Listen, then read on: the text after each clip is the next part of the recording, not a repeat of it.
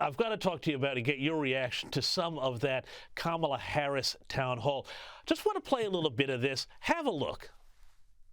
Some voters, though, might ask, you've been in the White House for 4 years. You were vice president, not the president. But why wasn't any of that done for the last 4 years?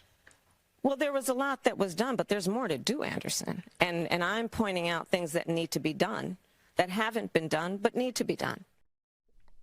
Mick, it always just feels like watching her that you know, she thought Veep was an instruction guide and not a sitcom. How can she have no coherent answer? You've worked on plenty of political campaigns to such obvious questions this late in the day. It's a serious question. I'll give you a serious answer. She's untested. She's untried. This is her first real campaign for national office. Yes, she tried to run for president in 2020, but was such a horrible candidate. Even though she had a great rollout, she was out of the race before the Iowa caucuses, which is the first in our election cycles here. So she's just never done this before. These are easy questions, James. This is not the hard stuff. This is not like asking Tim Walz why he said he was in Tiananmen Square when he wasn't. This is, what do you want to do when you are president? Look, if she loses, I think these clips will be what go down in history as the reason that she loses. Back in the 1970s, you remember that Ted Kennedy got asked a question by Roger Mudd. Back in the time, there was only 3 news channels in this country, so everybody was watching. And he asked a very easy question of Senator Kennedy: why do you want to be president? And Ted couldn't answer the question, and it ended his presidential aspirations.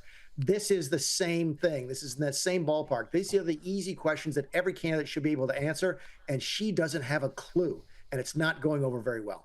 Yeah, and it's not because I noted that David Axelrod, who's a former strategist and advisor to Barack Obama, so, you know, this is a guy who knows a thing or two about winning a campaign. Well, he said this. Doesn't want to answer a question. Her habit is to kind of go to word salad city, and she did that on a couple of answers. One was on Israel. Anderson asked a direct question: would you be stronger on Israel than Trump? And there was a 7-minute answer, but none of it related to the question he was asking.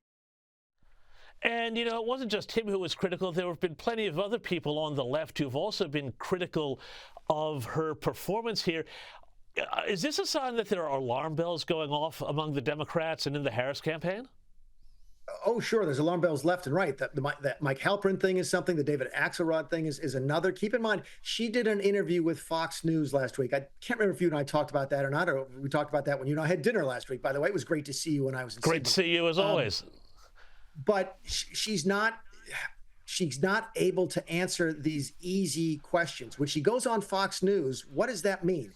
That means that they think that she is losing. If you're winning, you don't go on the other side's news network. You don't need to. So yes, there's all sorts of alarm bells, all sorts of red flags. David Axelrod is not a dummy by any stretch of the imagination. I don't think that it's as bad as they say that it is. Again, I think there's some hyperbole here designed to sort of scare Democrats into voting and turning out. Again, getting out the vote here is critical in a country where we don't have compulsory voting. But certainly it's not good news in the Democrat camps right now. Yeah, and then, you know, also we're just seeing that the amount of time that she's spending on the road, I'm getting very 2016 vibes here, because it feels like, according to a New York Times analysis, Donald Trump since September 1st has done 71 events in a lot of key states.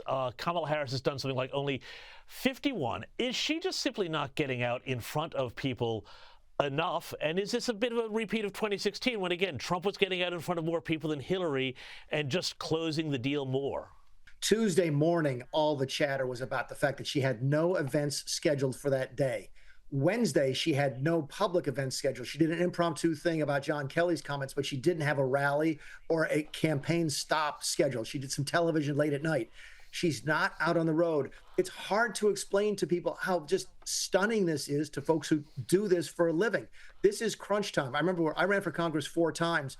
We never took a day off from campaigning for the last 6 weeks, from roughly mid-September until the day before election. It was go, go, go all of the time. And she's almost running a Rose Garden campaign. I don't know if it's laziness. I don't know if she's tired. I don't know if they've decided that the more the public sees of her, the less they like. But she is taking a very, very unusual approach to these last couple of weeks of the campaign. Mick Mulvaney, it certainly is unusual, and we'll see what happens. Thank you so much for your time.